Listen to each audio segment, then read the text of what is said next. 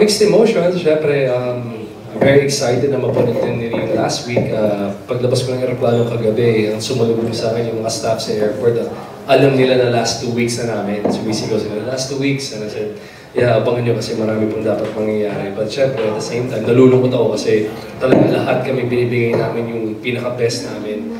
And I will miss playing Samuel because of the impact and the social awareness na ibigay po ng show namin. It's about corruption, it's about scams na alam naman natin lahat kung ano nangyayari sa bansa natin. So, to be, kumaga, yun yung fight namin, yun yung paraan namin para makatulong, to bring awareness sa mga tao. But dami ko natutunan, and it has been an amazing journey at just very grateful. Directorial debut mo din po, no? So, moving forward, are we gonna see more of you directing or mga ganitong klase? Tingnan natin. It was a great experience. Ang dami ko natutunan. I wouldn't have been able to do this kung hindi ko nakuha yung blessing ng lahat ng tao, ng buong team, behind and in front of the camera. But for sure, after ito, pagkapakap, may mga courses and there's gonna be some things na about directing. So, but sana in the future, mabigyan pa ako ng pagkakataon. And then moving forward to Jessie, this is your comeback film, no? So how is it, working again with the whole cast and finally entering this series? I'm really proud of the show. And tulad na nasabi ko before, itong role na to, I've never done it before. And maatikabong mga action scenes ang sumalubog sa akin throughout the show. And I'm really proud of, what we did and kung paano ko din nabuo si Agnes Policarpio. Of course, with the help of our directors, Direk FM, Direk Abel, Direk Pijoy, of course, the creatives also. And I'm just really grateful. Parang it's actually kind of bittersweet kasi syempre you see everyone saying goodbye na to each other. Technically, it's our last taping day. Today? Yes, today. Kasamang eksena to. Kasama to! May panibagong teaser mamaya. Pero I'm just really proud of everyone. Of course, si Gerald, yung nasabi niya kanina, is his first directorial debut. And ang galing. Actually, ang galing talaga ni Je bilang director. Action scenes. Alam niya kung ano yung sa editing ba, alam niya kung anong shots kailangan niya. And hindi siya, kumbaga, he knows, he has a vision. And throughout, hanggang editing, alam na niya kung anong isasalpak niya, kung ilalagay niya dito, kung ilalagay niya doon. And I'm very surprised and I'm very proud of you as a co-actor. So, yun. And also, Shaina, I know you have plans before actually accepting this project. So, finally, we're ending it already. So, how was it? Like, just walk us through lang kung ano ba yung naging experience na mo. Complicated. But it was very beautiful journey naman for me. Lahat naman ng roles na ibibigay sa amin, syempre pinagtatrabahuhan namin yun. And it's never easy. Pero kasama nung hirap or lessons that you'll be able to keep kahit natapos na yung show. The bond that we form behind the camera is one of the most important takeaways kasi sa bawat proyekto na ginagawa ko. Well, marami pang dapat abangan. Limang gabi na lang, limang gabi na lang, last 5. Pero mga last 15 pa yung content nung last 5 days namin. So, non-stop action scenes, drama, tension, lahat-lahat na ibinigay na namin dito sa aming finale week. So, of course, we would like to thank the supporters. Kami mismo, meron akong personal na experience sa ating mga manonood. Like when we went to ASAP Vancouver, they were really calling me Attorney Leia. So, syempre, diba, bilang artista and bilang parte ng isang ganitong klaseng show and material, alam mo na tumatatak sa mga tao yung ginagawa ninyo kapag tinatawag nila kayo by your character's name. So yun, and hopefully, maraming mga manonood, nano-educate pagdating sa scamming. At sana hindi rin ito yung huling show that will be tackling something like this. Kasi talagang hanggang ngayon nang nangyayari pa rin siya sa bansa natin. So hopefully this is just the start of something, of a show like this. Diba? So, yun yung hardest part doon kasi I have to play that role na alam mo yun, wala akong kasundo dito sa lahat ng cast. And si Je, palagi ko siyang ka-eksena pero never kami nag-usap na maayos. I think sa sobrang intense ng mga ginagawa naming scene, siguro pag narinig namin yung cut, kahit nga cut na, hindi pa rin kami masyado nakakapag-usap kasi I think nandun pa kami sa taas nung eksena, yung emotions namin are high all the time. So, but I'm fulfilled. I'm so happy with the way it turned out. Grabe yung mga eksena namin, na dami kong natutunan dito. Palaging may wisdom every time we do a scene. And just like what I said nung umpisa pa lang na this is what we signed for. Ang pagsuporta namin kay Je is through our performance.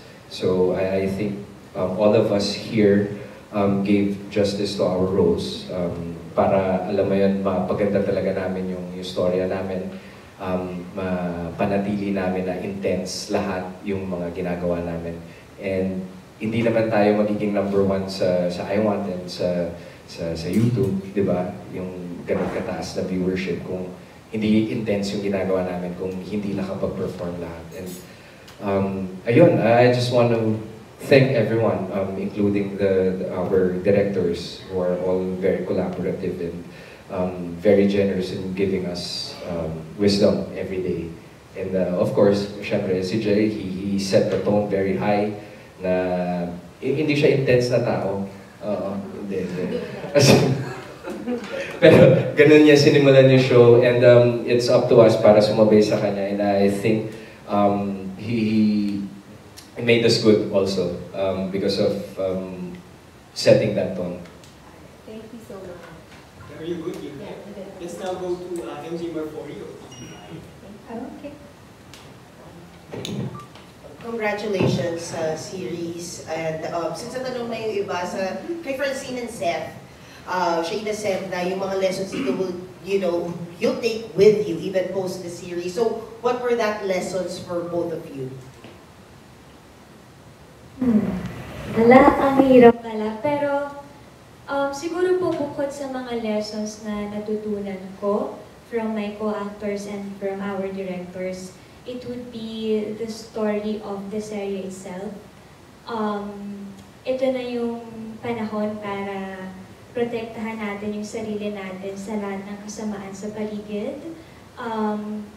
Ito na yung time para mas maging matalino tayo sa lahat ng ginagawa natin.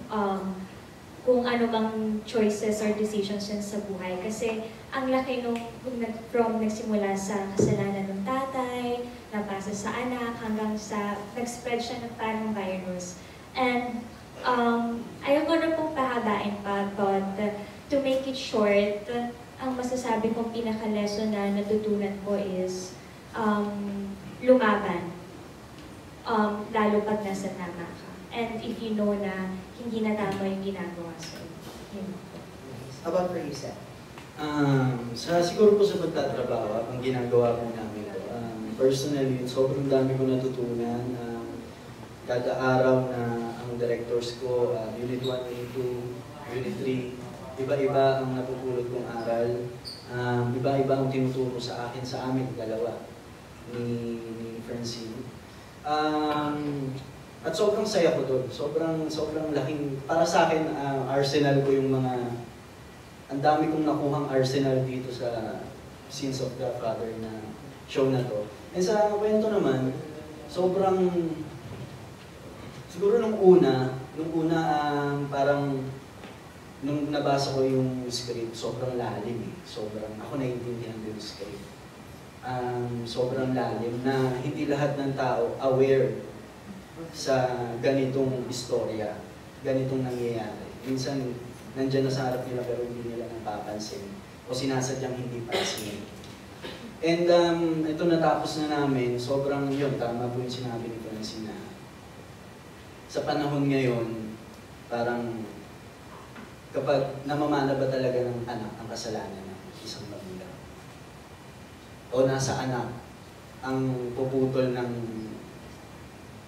kumbaga puputol ng ganong eksena sa buhay ng pamilya o ng cycle. So yun, talagang napaka-importante na alam natin, aware tayo, conscious tayo sa mga paligid natin.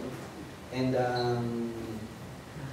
yun nga, hindi porket may kasalanan ng magulang mo, ganun ka na rin.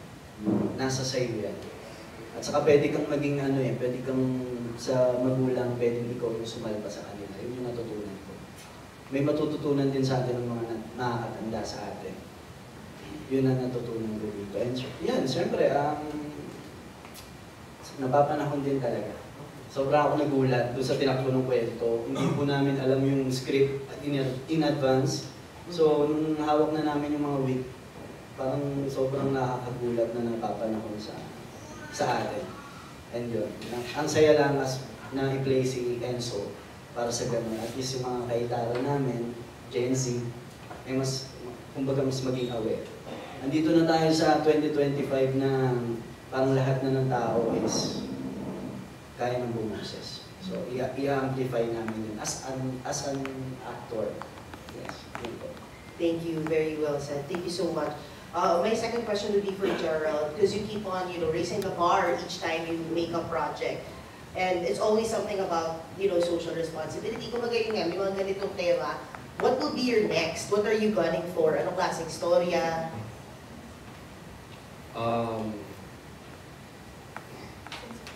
Sins of the Mother. Sins of the Brother. Sins of the Tito. Marami sa family of sa family of Ang dami kasi. Marami pang pwedeng ikwento eh. Marami pang kwento dyan na hindi alam ng tao. Marami mga nangyayaring storya na hindi natin alam. As sabi ko, ang dami ko natutunan sa show na to. So, as a, minsan sumasama ko sa meeting ng mga creatives, na-inspire ko lalo kasi there's so many stories, inspiring stories, dark stories, love stories, na pwede pang ikwento, hindi tayo mauubusan. But yeah, the next one is, yung next naman, it's another show na super, magkakaroon din siya ng social awareness and walang araw na hindi natin napapanood sa TV Patrol yung mga nangyayari. I can't say it now, but it's another inspiring show, and I'm early this year pa lang, and even during this show, nag-start na kami i-develop, so I'm excited for that. Like I always said, ang hinihingi ko lang po sa ABS is sana ay lagi po may social awareness at may matututunan yung tao. And for right now, this show set the benchmark kasi talagang marami pong nauwi yung viewers natin from each character and yung pinagdaanan ni Samuel. Just sa buhay natin, there's marami mga ups and downs, marami pong challenges na darating, but katulad ng full character ni Samuel na lagi niyong madaban, basta nasa tama, and gagawin lahat para sa pamilya. And I think each and every one of us, ganun naman din tayo sa kanya-kanyang paraan. Going back dun sa nangyayari sa bansa natin, kanya-kanyang paraan yan sa pagpapakita ng suporta. And for me, my number one way of showing support is through the projects I do. That's why every day mas inspired ako kasi alam ko every taping day may kwento kami, may mapupulot yung tao sa amin. And with this show, like I said kanina, really set that bar high. But kilala niyo ako, I love challenges. So, excited ako for the next one. Thank you. Thank you so much. Totoo yun. Talaga yung social awareness nito. I think that's why number 1 tayo simula August on I1 TV. Congratulations to the Cottage ARB team.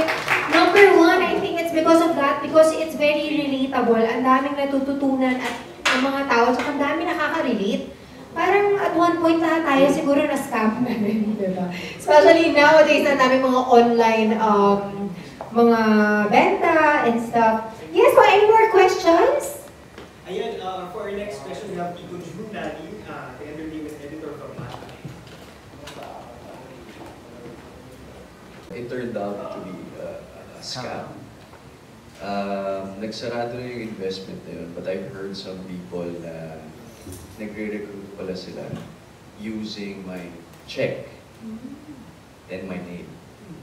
Pero hindi naman siya naging cause ng kahit anong negative sa part ko. Kinall out ko lang din yung attention nila.